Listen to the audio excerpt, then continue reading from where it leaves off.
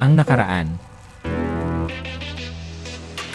Napaniwala na nga ni Jungwon si Lijom na nasa kanyang katauhan ang master ng lunar vein, kaya't ito ay napapasunod niya.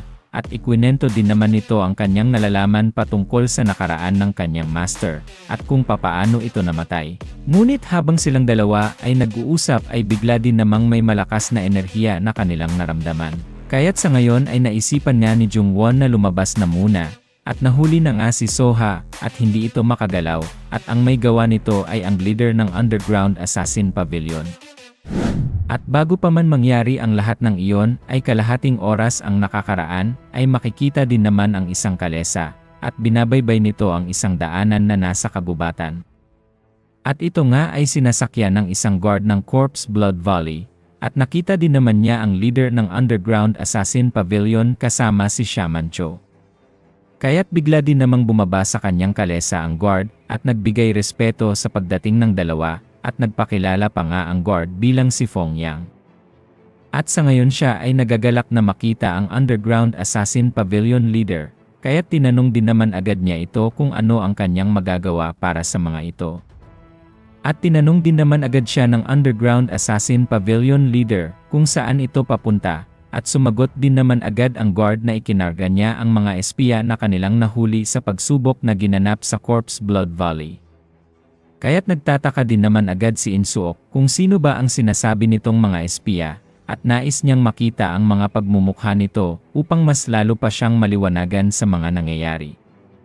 At napatanong din naman agad ang guard kung ano ang ginagawa ng matanda sa Corpse Blood Valley. Ngunit tinanong din naman agad siya nito, at sinasabi na kung mayroong mga problema ba sa pagsubok na kanilang ginaganap o kahit na anuman nakakaiba, at kung mayroon man ay posible niya itong ipatigil muna. At ang sagot naman ng guard ay wala din naman siyang napapansin na medyo kahina-hinala sa mga iginagalaw ng mga kalahok. Ngunit mayroon din naman siyang naalala, at mayroon nga palang isang kalahok na kakaiba ang mga ipinapakita sa kanila. At sinasabi na ng guard na ang kalahok na yon ay nagngangalang si Mok Jungwon, at dagdag pa niya na ito din ang pumatay sa isang napakalaking halimaw na parabang isang baboy. At sa mga naririnig nga ni Insuok ay labis-labis na lamang ang kanyang pagkagulat, sapagkat ang halimaw na yon na tinatawag niyang Hunter of the Week ay napaslang ng isang tao lamang. At bigla din namang sumabat si Shaman Cho na kilala niya ang batang kalahok na yon, at ito din ang kanyang sinasabi na kung maaari ay huwag nang pasalihin sa pagsubok sapagkat si Jungwon ay kanyang bagong disipulo. At sa mga naririnig na ito ng matanda ay bigla siyang napaisip na kung ito nga ang tinutukoy ni Shaman Cho na batang kalahok na hindi nga marunong ng mahika, isang buwan na ang nakalilipas ay ang pumaslang sa Hunter of the Week. At napapabilib na lamang siya sa talento na tinataglay ni Jungwon, at sinasabi pa nga niya kay Shaman Cho na gusto niya itong makausap sa lalong madaling panahon. Ngunit kahit na ano paman ay mayroon pa silang dapat na ibang asikasuhin sa lugar na ito, at kukunin nila kung ano ang sa kanila, at hindi din naman maintindihan ni Shaman Cho kung ano ang sinasabi ng Underground Assassin Pavilion leader. Ngunit walang ano-ano ay bigla din namang nagpakawala ng napakalakas na mahika ang matanda sa harapan ng dalawa, at hindi naman sila makapaniwala sa napakakapal na energy na kanilang nararamdaman sa mga oras na ito. At sa mga ginawa ni Insuok ay nagtataka din naman ang guard kung ano ang pinaplano ng matanda. At gayon din naman si Shaman Cho na napapatanong sa kanyang master kung bakit niya ginagamit ang ritual na ito. At mas lalo pa nga nitong pinakawalan ang kanyang teknik na tinatawag na Cursed Energy Barrier, na mas lalong pumalibot sa lugar na nagdahilan ng pamumuo ng kakaibang enerhiya sa kanilang paligid. At sa pagtataka nga ni Shaman Cho ay sinasabi niya sa kanyang sarili na ang skill na ginagamit ngayon ni Insuok ay posible lamang kung naabot na nito ang mas mataas pang level na katulad ng Mon Realm. At katumbas nito ang skill na ginagamit na Demonic Will Domain ng mga may matataas na ranggo na mga espiritu. At isa lang din naman ang dahilan kung bakit ginawa ito ng Underground Assassin Pavilion leader, at tinarget niya ang kalesa na dinadala ng guard. At nang makuha na niya ang nasa loob nito ay bigla niyang hinugot ito palabas, at ginamitan nga niya ito ng isang kadena na mayroong naka-infuse na malakas na energy. At sa kanyang ginawang ito ay natanggal na nga ang isang espiritu na nasa loob ng kalesa, at hindi na ito makalaban sapagkat napakalakas nga ng kanyang ritual na ginamit. At sa pagkakataong ito ay nahuli na nga si Soha nang walang kalaban-laban, at sa ngayon siya ay nanghihina sapagkat hindi na niya inaasahan na ganito ang mangyayari. At napapasabi na lang din ang Underground Assassin Pavilion leader na tama nga ang kanyang mga hinala, at sa mga nakikita niya ngayon ay hindi na niya pakakawalan pa ang espiritu.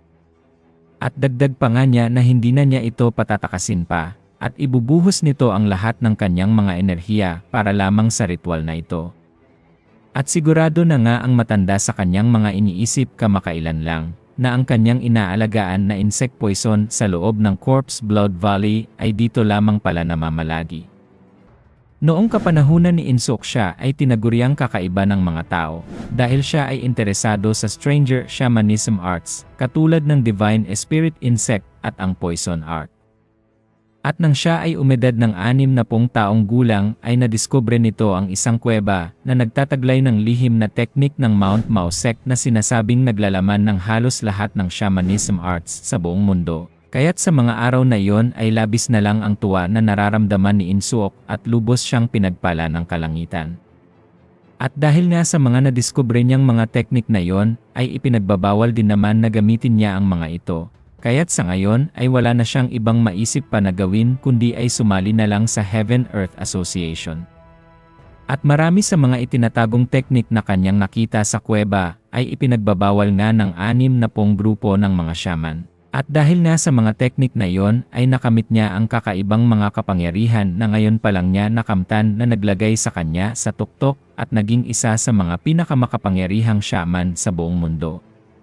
Kaya't sa kasalukuyan naman ay napapatanong na lang si Shaman Cho kung ito nga ba talaga ang insect poison na nawala ni Insuok at sa ngayon ay nakikita niya sapagkat ginamitan nga ito ng matanda ng cursed energy barrier. At dagdag pa nga ni Insuok na ito na nga at wala ng iba at kung mayroon pang panahon na nailagi nito sa Corpse Blood Valley ay siguradong ito ay magiging mas malakas pa at posibleng maging isang blue spirit. Ngunit sa ngayon ay ubod naman ng galit ang nararamdaman ni Soha habang nakatingin sa dalawa, at kung makakaya lang niyang makatakas sa ngayon ay siguradong papatayin niya ang mga ito. At ang Underground Assassin Pavilion leader na si Insuok ang pinakadahilan kung bakit ganito ang kalagayan ni Soha, sapagkat siya nga ang nagtapon sa batang espiritu sa Corpse Blood Valley na kung saan ay itinaguri ang impyerno. At sa isip nga ni Soha ay gustong-gusto na niyang kitilin ang buhay ng matandang ito. Ngunit hindi pa siya makakalaban dito sapagkat siya ay napakalakas para kay Soha, at kahit na si Insuok na nasa katawan ng mortal na tao ay nakakaya pa din niyang makakuha ng kapangyarihan sa mundo ng mga espiritu. Kaya't ang naging desisyon na lang ni Soha ay tumakas sa mga ito nang hindi na lumala ang sitwasyon, at ito ay magtutungo sa kanyang master na si Jungwon sa lalong madaling panahon. Ngunit hindi naman mapapayagan ni Shaman Cho na makatakas ang insect poison, kaya't dali-dali nga niya itong ginamitan ng mahika at tinarget ang batang espiritu. At dahil dito ay tinamaan din naman agad ang likuran ni Soha, at ang teknik na ito na ginamit ni Shaman Cho ay tinatawag din niyang Swift Decree. At dahil nga sa tama nito ay nagdulot ito ng pinsala sa katawan ni Soha, at siya nga ay nanginginig-nginig pa. Habang pabulong na sinasabi na gagantihan niya ang dalawang shaman na ito at pagpapapatayan pa. Ngunit sumagot din naman agad si Insuok sa mga sinasabi ni Soha at sinasabi niya na medyo hindi maganda ang tabas ng dila nito at dahil nga siya ang nagpalaki dito ay parang magulang na rin siya nito. At ang gagawin ng matanda ay paamuhin niya ang insect poison upang maging sunod-sunuran ito sa kanya. At inilabas niya nga ang kanyang talisman at sa pamamagitan nito ay magiging familiar spirit na niya ang batang espiritu. Kaya't dahil dito ay nagugulat din naman si Soha at hindi niya mapapayagan na siya ay makuha ng matanda. At habang sinisimulan na nga niya ang kanyang ritual upang maging familiar spirit si Soha ay sinasabihan niya si Shaman Cho na manood ng mabuti kung papaano niya gagawing alipin ang mapaghiganting espiritu na ito. At sinasabi pa nga ni Insuok na halos imposibleng makakuha ng ganitong klaseng espiritu bilang isang familiar spirit, at sa ngayon ay parabang meron din namang sinulid na kumakabit sa puso ni Soha at siya ay hindi natutuwa dito. Ngunit dagdag pa din namang sinasabi ng matanda na kapag nagtagumpay siyang gawing familiar spirit ang batang espiritu na ito, ay sigurado siya na napakalaki ng madadagdag sa kanyang kapangyarihan at posible pa nga niyang matalo ang isa pang napakalakas na espiritu na tinatawag niyang calamity.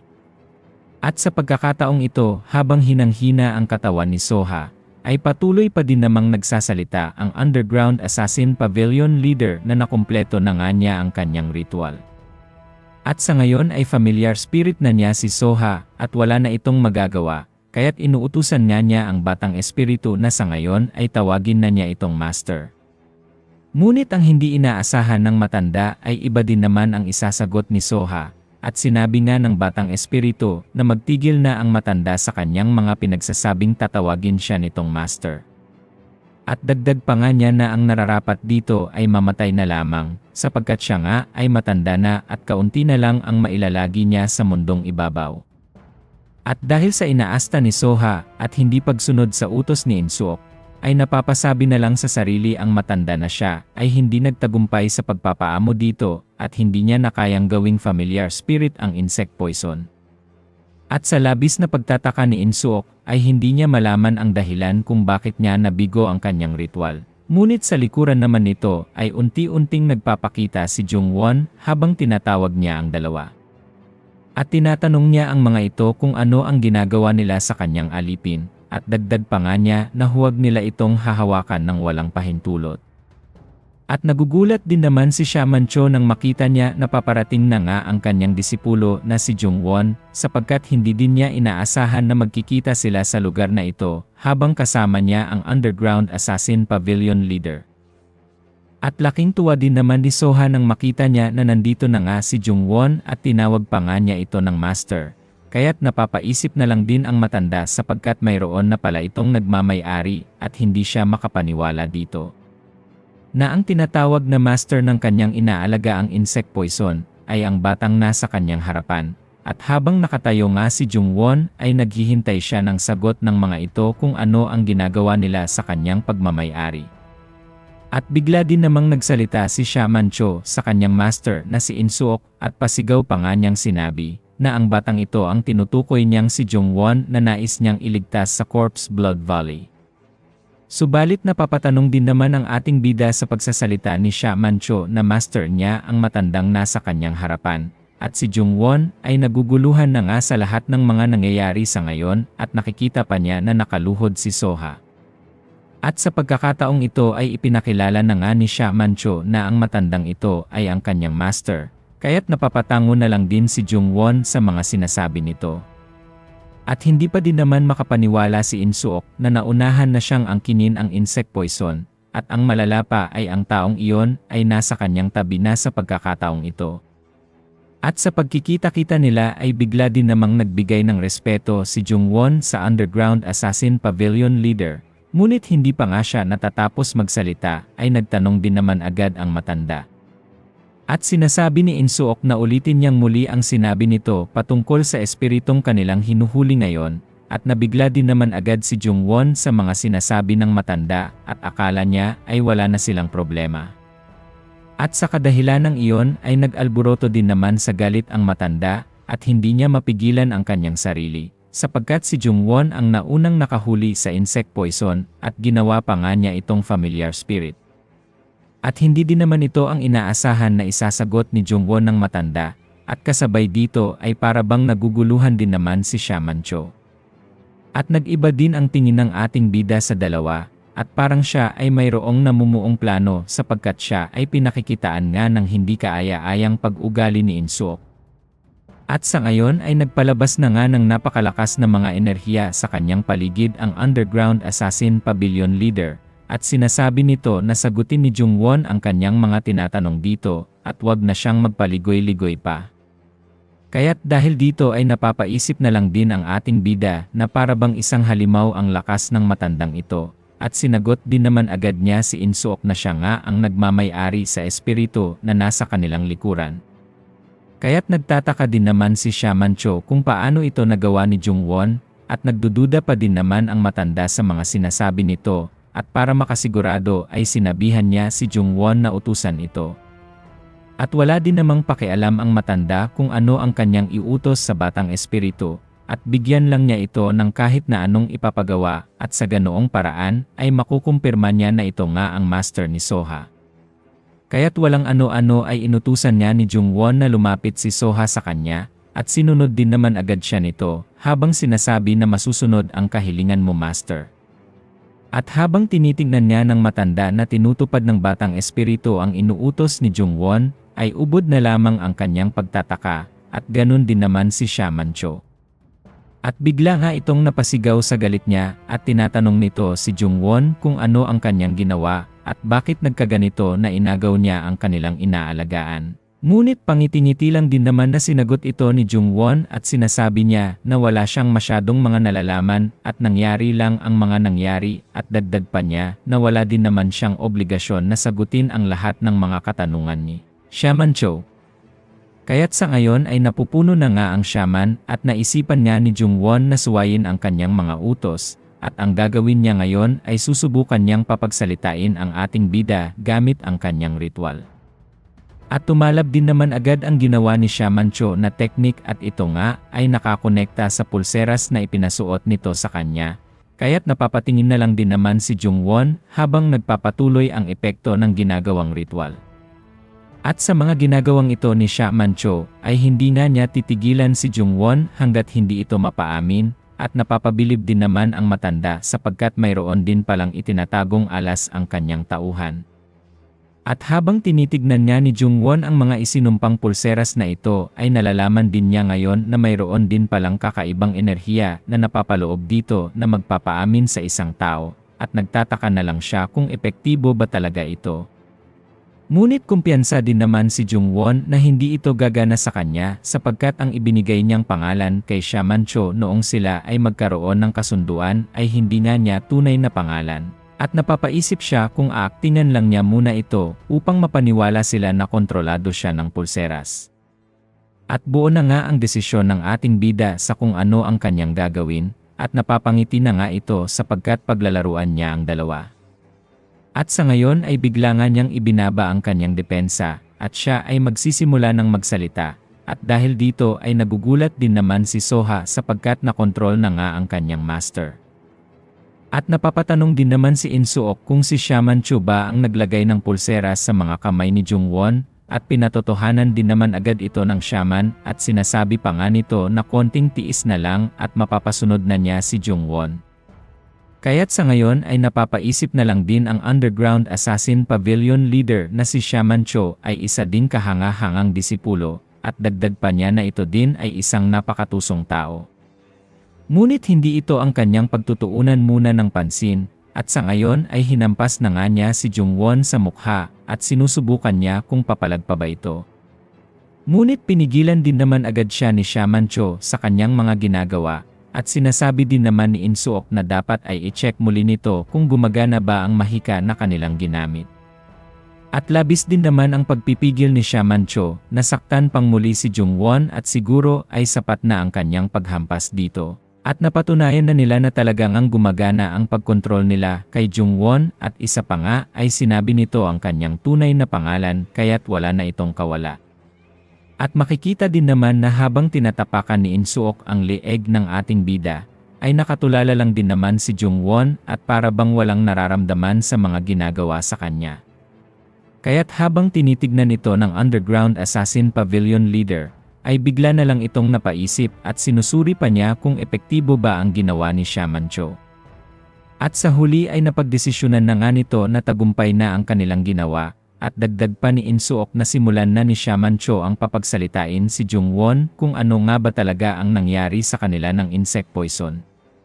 At sa mga sandaling ito ay itinayo na nga nila ang ating bida, at nagsimula din naman na magtanong ang shaman kung papaano nagawa ni Jungwon na makuha ang mapaghiganting espiritu na yon bilang kanyang familiar spirit. At unti-unti din namang ibinuka ni Jungwon ang kanyang bibig, at para bang meron itong sinasabi. At hinay-hinay na lumalabas ang boses nito, at ang sinasabi niya ay Heaven-Earth Association leader. Kaya't dahil dito ay nagugulat din naman ang dalawa, lalong-lalo na ang matanda sapagkat hindi niya inaasahan na ito ang magiging sagot ni Jungwon. Subalit hindi pa din naman siya kumbinsido sa pagbanggit nito sa Heaven-Earth Association leader, at tinatanong pa niyang muli si Jungwon kung ano ang kinalaman ng Heaven-Earth Association leader sa mga nangyayari ngayon. At patuloy pa din namang nagsasalita ang ating bida sa pangalan ng Heaven-Earth Association leader. At hindi pa din tumitigil sa pagsasalita si Jungwon, ngunit sa pagkakataong ito ay napakaliit na lang ng kanyang boses. At sa mga ipinapakita ngayon ni Jungwon ay nagagalit naman ang matanda sapagkat hindi niya maintindihan ang pinagsasasabi ng ating bida, at kung bakit pa nito idinadamay ang pangalan ng Heaven-Earth Association leader. At bigla din namang napangiti si Jungwon nang lumapit ang matanda sa kanya, at patuloy pa din niya itong inaasar, habang sinasabi nito ang Heaven-Earth Association leader. At sa hindi inaasahan ng matanda ay napakabilis din namang umatake si Jungwon, at pinuntirya nito ang kanyang dibdib patungo sa kanyang puso. Kaya't hindi din naman makapaniwala si In-suok, at hindi niya naisip na pinaglalaruan lang pala sila ni Jungwon, at napapasigaw na lang ito sa sobrang sakit ng pag-atake nito sa kanya. At sa ngayon ay umiiral na naman ang pagkauhaw ni Jungwon sa pamamagitan ng pagpatay ng tao, habang sinasabi din naman niya na ang Heaven-Earth Association leader ay wala dito kaya't wala nang makakapigil sa kanyang mga gagawin sa kanilang dalawa.